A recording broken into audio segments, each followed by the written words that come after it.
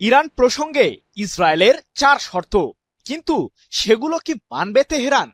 পারমাণবিক ইস্যুর পাশাপাশি ইরানের ক্ষেপণাস্ত্র কার্যক্রম নিয়ে এতটা তৎপর কেন ইসরায়েল? তাহলে কি আয়াতুল্লাহ আলী খামেনির দেশটি ইসরায়েলের চেয়েও শক্তি অর্জন করেছে? এজন্যই কি ইরানের বিরুদ্ধে যুদ্ধে জড়াতে ভয় পাচ্ছে ইহুদিবাদীরা?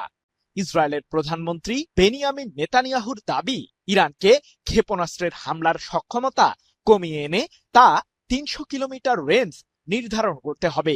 তাহলেই কেবল ইসরায়েলের আগ্রাসন থেকে রক্ষা পাবে ইরান। কিন্তু এমন শর্তে কি রাজি হবে ইরান?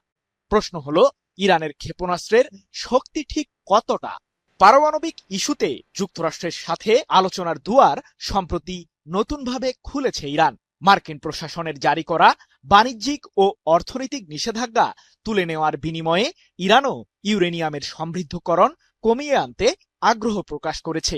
যদিও নেতানিয়াহুর ভয় কেবল ইরানের পারমাণবিক কার্যক্রমকে ঘিরে নয়, এতে রয়েছে ক্ষেপণাস্ত্র কর্মসূচির প্রসঙ্গটিও। ইরানের মিসাইলের সক্ষমতা সম্পর্কে সবচেয়ে বড় সাক্ষী ইসরায়েল। কারণ গত বছরের জুনের 12 দিনের যুদ্ধের সময়ই ইহুদিবাদীরা টের পেয়েছিল ইরানের ক্ষেপণাস্ত্র ঠিক কতটা ভয়ঙ্কর হতে পারে।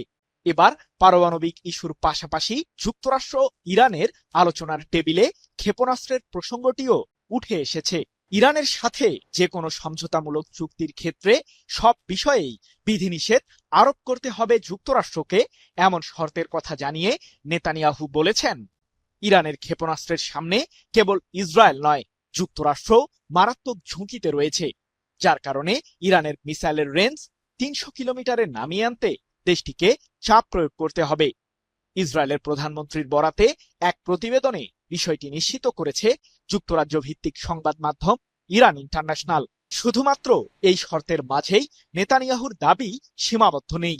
ইরানকে দমাতে ইসরায়েলের প্রধানমন্ত্রী আরো বলেছেন, ইরানের কাছে থাকা সমৃদ্ধ ইউরেনিয়াম ধ্বংস করতে হবে, সেই সাথে দেশটিকে ইউরেনিয়ামের সমৃদ্ধকরণ কার্যক্রমও বন্ধ করতে হবে।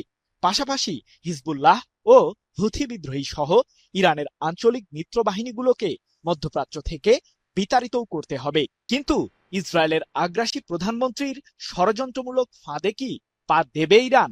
পারমাণবিক ইস্যুতে যুক্তরাষ্ট্রের সাথে ইরান সমঝোতার ইঙ্গিত দিলেও ক্ষেপণাস্ত্র কর্মসূচি নিয়ে কোনো প্রকার আপোষে যাবে না তেহরান। এমনকি সম্প্রতি যুক্তরাষ্ট্র ইসরায়েলকে দাঁত ভাঙা জবাব দিতে খোররাম শাহর 4 মডেলের নতুন আরেকটি ব্যালিস্টিক মিসাইল উন্মোচন করেছে ইরানের সর্বোচ্চ প্রতিরক্ষা বাহিনী আইআরজিসি, যার হামলার রেঞ্জ 2000 কিলোমিটার। আর সম্ভাব্য যুদ্ধে এই ক্ষেপণাস্ত্রগুলো দিয়েই মধ্যপ্রাচ্যে থাকা যুক্তরাষ্ট্রের সামরিক ঘাঁটি ও ইসরায়েলকে গুড়িয়ে দেওয়ার হুমকি দিয়েছে তেহরান।